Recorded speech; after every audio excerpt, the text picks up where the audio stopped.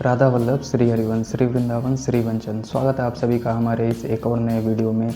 आज के इस वीडियो में हम बात करने वाले हैं CSK champion super Kings Chennai super Kings के बारे में, जो लगातार तीसरी बार प्लेऑफ के रेस से बाहर हो गई इस सीज़न भी, और काफ़ी ज़्यादा एम्बैरेसिंग सीज़न रहा उनके लिए, एक और सीज़न जो बहुत ही ज़्यादा बेकार गया। तो वीडियो बहुत ही ज़्यादा इंटरेस्टिंग होने वाली है। वीडियो पर आप नए हैं, चैनल पर आप नए हैं तो चैनल को सब्सक्राइब कीजिए, नोटिफिकेशन के बेल को बजा दीजिए और वीडियो को लाइक कर दीजिए और अपने फेवरेट टीम का नाम कमेंट करना ना भूलें। चलिए वीडियो की शुरुआत करते हैं। दोस्तों, इस वीडियो में हम बात करने वाले हैं CSK के ऐसी कौन सी चीज़ें थीं जो उनकी कमियां रह गईं और ऐसी कौन सी पॉजिटिव चीज़ें थीं जिन पे उनको आगे काम करना चाहिए और अपनी कमियों को सुधार कर अगला वो नेक्स्ट जो सीज़न है वो कैसे बेहतर कर सकते हैं, और क्या क्या ऐसी पॉजिटिव चीज़ें हैं जिससे CSK को अगले सीज़न में बहुत ही ज़्यादा हेल्प होने वाली है और बहुत ही ज़्यादा अच्छे तरीके से CSK परफॉर्म करने वाली है। चलिए वीडियो की शुरुआत करते हैं। सबसे पहले दोस्तों बात करते हैं CSK की। इस सीज़न CSK 14 मैचेज़ में से 6 मैचेज़ में ही केवल जीत हासिल कर पाई। 12 अंकों के साथ 8वें नंबर पर फिनिश किया पॉइंट्स टेबल में और 8 हार हुए उनके लगातार। हालांकि लास्ट तक सिचुएशन बनी हुई थी जीतने वाली, लेकिन वो जीते नहीं। और फिर उसके बाद से CSK का जो मेन प्लेयर हुआ करते थे, जो कैप्टन है ऋतुराज गायकवाड़, उनकी ख़राब फॉर्म बहुत ही ज़्यादा भारी पड़ी CSK को, बहुत ही ज़्यादा भारी पड़ी। और CSK एक बार फिर स्टार्ट अच्छा दिल पा नहीं पा रही थी। आयुष मात्रे आते थे, संजू सैमसन अच्छा स्टार्ट देते थे, 2 शतक भी बनाए संजू सैमसन ने, लेकिन सामने से वो जो सपोर्ट चाहिए था ऋतुराज गायकवाड़ की ओर से वो नहीं मिल पाया था और इसका बहुत ही ज़्यादा नुकसान हुआ CSK को। कहीं ना कहीं ये भी एक बहुत बड़ा फैक्टर रहा CSK के इस डिफीट के पीछे और इस ख़राब सीज़न के भी पीछे। और CSK के जो कैप्टन थे ऋतुराज गायकवाड़, उनकी कैप्टेंसी भी कहीं ना कहीं एक फैक्टर रही, क्योंकि बहुत से ऐसे मौके आते थे जहां बॉलर्स को रन पड़ रहे थे, बॉलर्स बहुत ज़्यादा रन्स लीक कर रहे थे, लेकिन ऋतुराज गायकवाड़ पे जब भी कैमरा जाता था वो वैसे ही खड़े रहते थे नॉर्मल। हमने कई बार देखा है MS धोनी को कैप्टेंसी के समय बॉलर्स जरा भी प्रेशर फील करता था, जरा भी मतलब रन लीक करता था, विकेट कीपर थे और लेकिन वहाँ से भाग कर आते थे और कंधे पे हाथ रख के बॉलर्स को उसको नॉर्मलाइज करते थे, उसका प्रेशर रिलीज़ करते थे, उसको समझाते थे, बातचीत करते थे। लेकिन ऐसा बहुत कम ही देखने को मिला ऋतुराज गायकवाड़ की कैप्टेंसी में, जो कि ये भी एक फैक्टर हो सकता है और यही फैक्टर था। उसके बाद से जो पॉजिटिव चीज़ थी वो थे आयुष मात्रे, संजू सैमसन, उर्विल पटेल। कमाल के बल्लेबाज ये दोनों, कमाल का वो विस्फोटक पारी उर्विल पटेल का सबको याद ही होगा। 12 पर 50, 5 छक्के लगातार मार चुके थे उर्विल पटेल लगातार 5 बॉलों पे। हालांकि एक ही बॉलर के नहीं, 2 बॉलर के मिला के, लेकिन 5 जो लगातार उन्होंने बॉलें खेली थी उस 5 पे 6 मारा था। तो 12 पे 50 ताबड़तोड़ तूफानी पारी खेली थी इस सीज़न। काफ़ी सारे रन्स बनाए, काफ़ी सारे छक्के लगाए। आयुष मात्रे फ्रंट फुट से क्या पुल मारता है लड़का, महाराष्ट्र का लड़का है, पुल मारता है। रोहित शर्मा की थोड़ी थोड़ी याद दिलाता है, झलकियाँ दिखाता है रोहित शर्मा की, और कमाल का बल्लेबाज है। लेकिन इंजरी इनको भी हुई और इंजरी बहुत ज़्यादा नुकसान पहुंचा गई CSK को इस सीज़न, क्योंकि एक इंजरी इनको हुई, फिर एक इंजरी हुई जिमी ओवर्टन को, फिर खलील अहमद को। लगातार इंजरीज होती रही और स्टार्टिंग में डिवॉल्ट ब्रेविस को भी इंजरी थी, लेकिन डिवॉल्ट ब्रेविस जब से वापस आए तब से थोड़ा सा CSK का रंग रूप बदला, खेलने का अंदाज़ बदला और CSK थोड़ी सी अटैकिंग हुई, रन्स बनाने लगी। लेकिन CSK मिस क्या कर रही थी, मिस कर रही थी लास्ट में वो पावर हिटिंग, वो फिनिशिंग टच।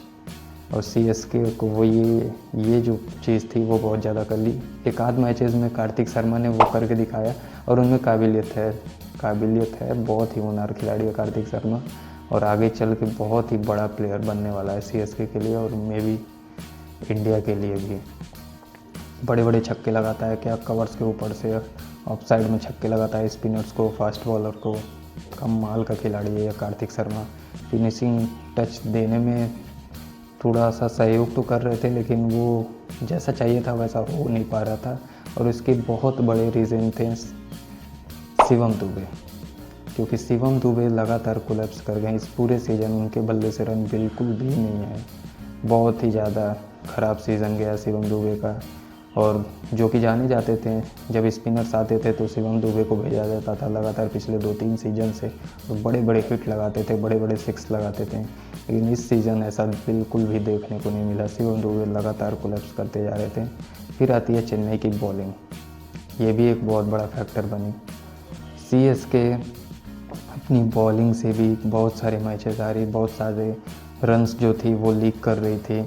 और ये ऐसा क्यों हुआ, क्योंकि बीच में पहले तो वो रविंद्र जडेजा का एक्सपीरियंस और उनकी वो 4 ओवर्स की वो जो मिडिल ओवर्स में 4 ओवर वो डाल के जाते थे, वो इस साल था नहीं, क्योंकि रविंद्र जडेजा इस टीम का हिस्सा है नहीं और शायद होंगे भी नहीं अब कभी, क्योंकि वो जा चुके हैं ट्रेड में राजस्थान रॉयल्स में। और वो जो 4 ओवर्स वो बीच में डाल के जाते थे फटाफट, बहुत ही कम रन्स देते थे, विकेट भी चटकाते थे और जब तक फील्ड पे रहते थे कमाल की फील्डिंग भी, वो फिनिशिंग टच भी देना बैटिंग से, ये सारा चीज़ सीएसके मिस कर रहा था रविंद्र जडेजा को बहुत ही ज़्यादा, और उसका इम्पैक्ट तो पड़ा ही सीएसके के ऊपर। नूर अहमद एक प्रॉपर जो फॉर्म में आए, शुरू के 1-2 मैचेस में उन्होंने फॉर्म नहीं पकड़ी थी, लेकिन उसके बाद फॉर्म में आए और अच्छी बॉलिंग डालने लगे, अच्छे विकेट्स चटकाने लगे। तो नूर अहमद ने तो अपना काम किया, ठीक ठाक वक्त भी किया, बट उसके बाद से फास्ट बॉलिंग में मुकेश चौधरी कभी बॉलिंग अच्छी करते हैं, कभी वो अच्छी बॉल डालते हैं, लेकिन फिर उसके बाद से वही इनएक्सपीरियंस बॉलर्स, आप इनसे ज़्यादा उम्मीद भी नहीं रख सकते हैं, क्योंकि एक्सपीरियंस बहुत बड़ी चीज़ होती है और इनके पास वो वैरायटी है नहीं, प्रॉपर यॉर्कर वाली बॉलिंग चाहिए। जिमी ओवरटन थे जो कि लगातार विकेट्स ले रहे थे, एक डीजे ब्रावो की जो बहुत बड़ा गैप बना था सीएसके में, उसको लगभग फिल कर दिया था जिमी ओवरटन ने। फिनिशिंग टच भी दे रहे थे बल्ले से, बॉलिंग भी कर रहे थे अच्छी, विकेट्स भी चटका रहे थे। जब जब सीएसके को विकेट्स की ज़रूरत रहती थी, स्ट्रगल करती थी सीएसके, जिमी ओवरटन आते थे, विकेट चटकाते थे। लेकिन उनको भी ऐन वक्त पे, जब लास्ट टाइम पे क्वालिफिकेशन का समय चल रहा था और बहुत ही ज़्यादा गहमा गहमी चल रही थी टीम्स के बीच में, उसी समय जिमी ओवरटन इंजर्ड होते हैं और बाहर चले जाते हैं, और तभी से सीएसके का डाउनफॉल स्टार्ट। सीएसके लगातार मैचेस हारती है, 3 मैच, और प्लेऑफ्स में क्वालिफाई नहीं कर पाती है।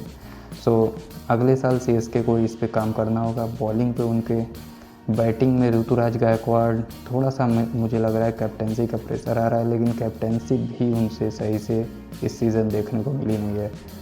और MS धोनी का इंतज़ार सभी लोग करते रह गए, थला दर्शनम, लेकिन थला दर्शनम हुआ नहीं। अगले साल भगवान करे कि वो फिट एंड फाइन रहें और वापस आएँ, हम सभी को एंटरटेन करें, हम सभी उनको देख पाएँ ग्राउंड पे।